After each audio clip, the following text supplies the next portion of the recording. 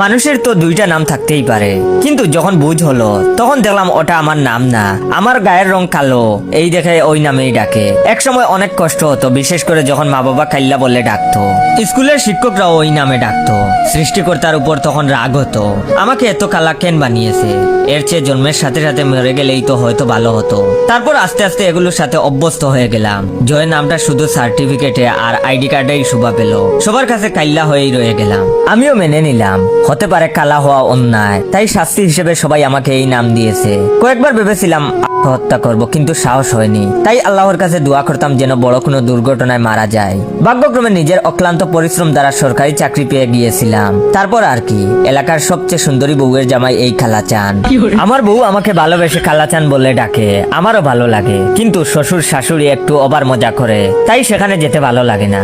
যেদিন তাদের মেয়েকে দেখতে গেলাম, সেদিন শ্বশুর আব্বা আমাকে দেখে হাসতে হাসতে বলছিল, জামাই বাবাজি মনে হয় বাংলাদেশ ব্যাংকে ব্ল্যাক মানির দায়িত্বে আছে। শ্বশুরের অবাক বিশাল বড় গরুর ফার্ম আছে, 50-60টার উপর মোটা তাজা গাই, প্রতিদিন কমপক্ষে 150 লিটার দুধ বিক্রি করে। উনি মারা গেলে কম করে হলেও 15টা গরুর মালিক আমার বউ মানে আমি হব।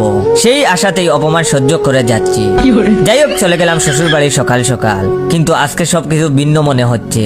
আমি গিয়ে পৌঁছাতেই শাশুড়ি এসে শরবত দিল, আমার মাথায় হাত বুলিয়ে কাঁদতে লাগলো।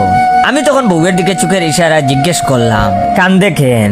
বউ তখন চোখের ইশারায় কিছু বলল, কিন্তু কিছুই বুঝলাম না আমি। একটু পর শ্বশুর এলো, শ্বশুরও দেখি আমাকে দেখে চোখে টলমল করছে পানিতে। আমাকে আজ কাইল্লা না বলে জয় বলে জড়িয়ে ধরলো। আমি তখন জিজ্ঞেস করলাম কি হয়েছে, কিন্তু কিছুই তিনি বললেন না। এরপর শ্বশুর আমাকে নিয়ে গেল গরুর ফার্মে, একটা কালা গাইয়ের সামনে বসিয়ে বলল, এখানে একটু বসো বাবা, কিভাবে দুধ দুইতে হয় আমাকে দেখে শেখো। আমার মৃত্যুর পর তো কয়েকটা গাই তোমারও হবে। আমি তো তখন মনে মনে বেশ খুশি হলাম এটা শুনে, তবে মুখে বললাম, না না না আব্বাজান, আপনাকে আল্লাহ দীর্ঘায়ু দান করুক। শ্বশুর তখন কিছু না বলে কালা গাইয়ের দুধ দুইতে লাগলো। গাইটা আমার দিকে অপলক দৃষ্টিতে তাকিয়ে আছে, দেখলাম তার চোখ থেকেও পানি পড়ছে। এর মাঝে শাশুড়ি এসে আবার আমাকে পিঠা দিয়ে গেল। আজ খুব আদর যত্ন দেখে মনটা খুশিতে ভরে গেল।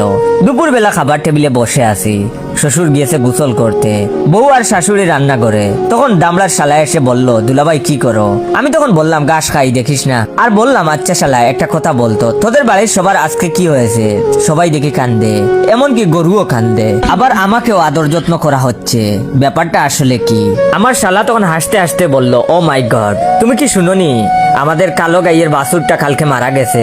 বাছুর সামনে না থাকলে গাই আবার দুধ দেয় না, এই জন্যই তো তোমাকে দেখে এনে কালা গাইয়ের সামনে বসিয়ে দুধ দুইছে আব্বা, কারণ বাছুরটাও ছিল তোমার মতো কাইল্লা।